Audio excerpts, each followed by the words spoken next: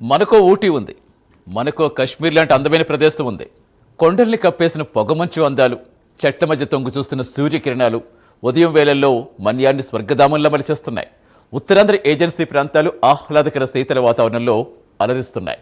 వాతావరణంలో చోటు చేసుకున్న మార్పులు, వాయువ్య భారత నుంచి వీస్తున్న అతి శీతల గాలుల ప్రభావంతో మన్యంలో టెంపరేచర్స్ గణనీయంగా తగ్గిపోయాయి. దీంతో ప్రతి ఉదయం మంచు పరుచుకున్న కొండలు, పొగమంచుతో కప్పబడ్డ లోయలు కనువిందు చేస్తున్నాయి.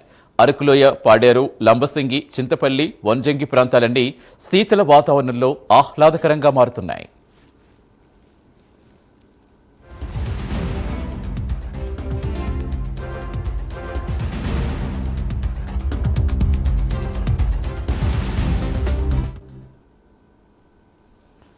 అరకులోయలో కొద్ది రోజులుగా కనిష్ట ఉష్ణోగ్రతలు నమోదవుతున్నాయి. 10 డిగ్రీల కంటే తక్కువకు ఉష్ణోగ్రతలు పడిపోయాయి. 3 రోజుల నుంచి సింగిల్ డిజిట్లో టెంపరేచర్స్ కొనసాగుతున్నాయి. ఇక అరకు, పాడేరులో 4 డిగ్రీల టెంపరేచర్స్ నమోదవుతున్నాయి. ముంచంగిపుట్టు, జి మాడుగులలో, పాడేరులో, చింతపల్లిలో కనిష్ట ఉష్ణోగ్రతలు రికార్డు అవుతున్నాయి. పగటిపూట మృదువైన సూర్యకాంతి, ఇక సాయంత్రం అయితే చల్లని గాలులు పర్యాటకులను మన్యం వైపు ఆకర్షిస్తున్నాయి. ఉదయం వేళల్లో పాడేరు ఏజెన్సీలో దట్టమైన పొగమంచు కమ్మేస్తోంది. కొండలు మసకబారినట్టు కనిపిస్తూ ప్రకృతి సోయగం కనువిందు చేస్తోంది. ఇక లంబసింగిలోనూ ఇలాంటి పరిస్థితులే కనిపిస్తున్నాయి. ఉష్ణోగ్రతలు పెరుగుతున్నప్పటికీ చలి మాత్రం తగ్గటం లేదు.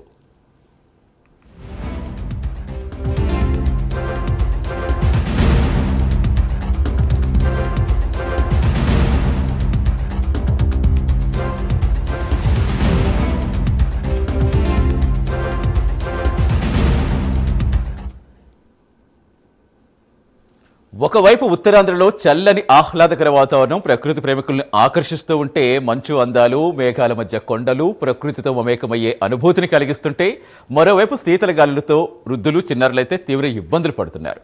ఇక ఉత్తరాంధ్ర జిల్లా వాసులను చలి గజగజా వణికిస్తోంది. వారం రోజులుగా గతంలో ఎప్పుడు లేని విధంగా చలి తీవ్రత ఒక్కసారిగా పెరిగిపోయింది. రాత్రికి రాత్రి ఉష్ణోగ్రతలు భారీగా పడిపోవడంతో జిల్లా వాసులంతా ఇబ్బందులు పడుతున్నారు. ఇలాంటి ఇబ్బందులు ఎలా ఉన్నా ఏపీలో మిగిలిన ప్రాంతాలకు వారు మాత్రం ఉత్తరాంధ్ర అందాలు అనిర్వచనీయమైన అనుభూతినిస్తున్నాయి.